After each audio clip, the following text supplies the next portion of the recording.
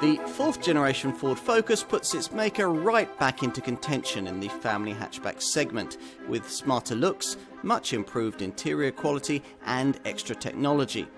There's also greater efficiency beneath the bonnet from a completely rejuvenated range of engines and what Ford claims to be class-leading levels of safety. The best part, though, is that this car still remains as rewarding to drive as it's always been. The Focus might have grown up, but it certainly hasn't lost its spark. This fourth generation Focus, like its predecessors, has a reputation as a family hatchback with the ability to entertain at the wheel. And if you enjoy your driving, that's something you'll appreciate pretty early on, the first time you try one. 20 years ago, the original version of this model achieved much the same thing by standardising advanced multi-link rear suspension across its model lineup. Today, you only get that on the most powerful 1.5-litre EcoBoost petrol and 2-litre EcoBlue diesel variants. If, on the other hand, you go for the 1.5-litre EcoBlue diesel, or more likely the 1-litre EcoBoost petrol engine we're trying here, then the damping's a little different. These volume models come with a much less sophisticated torsion beam arrangement, though Ford has embellished it with the clever force vectoring rear axle springs that it first developed for its Fiesta ST hot hatch. As a result, the ride isn't overly firm, but body control through the bends is still exemplary, allowing you at the wheel to make the most of the stiff new C2 platform, the feelsome power steering, and the torque vectoring control system that helps you get the power down through the bends.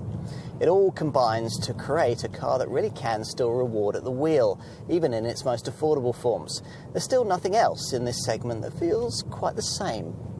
Yet it still does the sensible stuff well too, being decently refined with confident braking and a lovely tactile gear shift.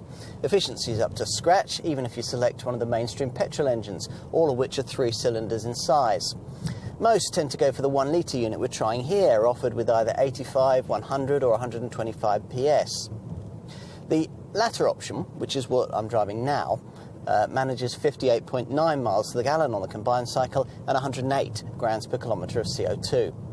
That's providing you select the most frugal of the 3 provided standard driving modes. Eco, Normal and Sport settings are also available.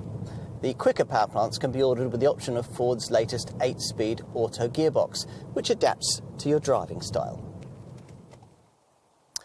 Here's a car that's grown up, matured in almost every way. You might, like us, wish that Ford had been a touch more adventurous about this fourth generation Focus model's design, but you can see at a glance that it better meets the key criteria for the kind of car a family hatchback should be. The wheels are further apart, the glass area is larger, the overhang shorter. All of this part of the brand's current human-centric design philosophy. Now, to some extent, that works. Put this improved Focus next to its predecessor, and it certainly looks a more expensive proposition. Let's take a seat up front, where Ford hopes you'll find the ambience of this fourth generation model much more inviting. To that end, the dashboard has been pulled forward and there's a slimmer lower centre console, plus that new body shell has freed up more room for shoulders and knees. As a result, you no longer feel quite so hemmed in at the wheel. But by the same token, there's also slightly less of the cockpit-style positioning that we rather liked before. You can't fault the cleaner, sharper ergonomics, though, aided by a massive 50% reduction in button clutter, with as many functions as possible relocated to this prominent Sync 3 infotainment screen that, in keeping with current automotive fashion, sprouts from the top of the dash.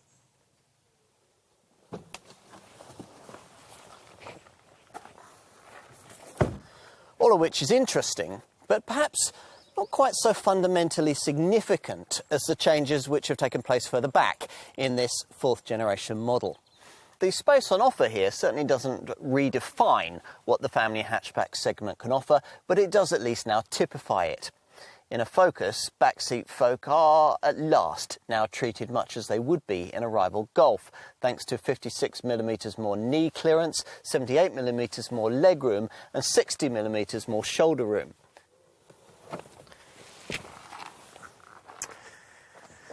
We'll finish with a look at the boot, which also upgrades itself to meet the class standard this time round, offering 341 litres of capacity if you load to window level, or 375 litres with a tyre repair kit fitted.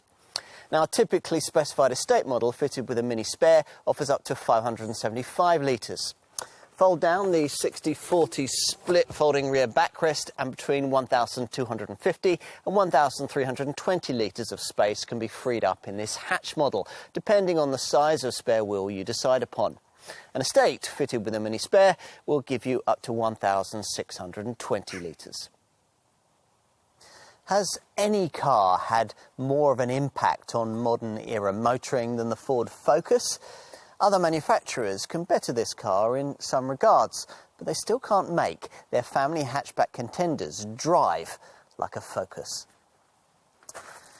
It's true that there are some caveats in that regard. The lower powered models with their more basic torsion beam suspension setup don't have quite as fluid a feel as those further up the range that feature the control blade multi-link rear damping system.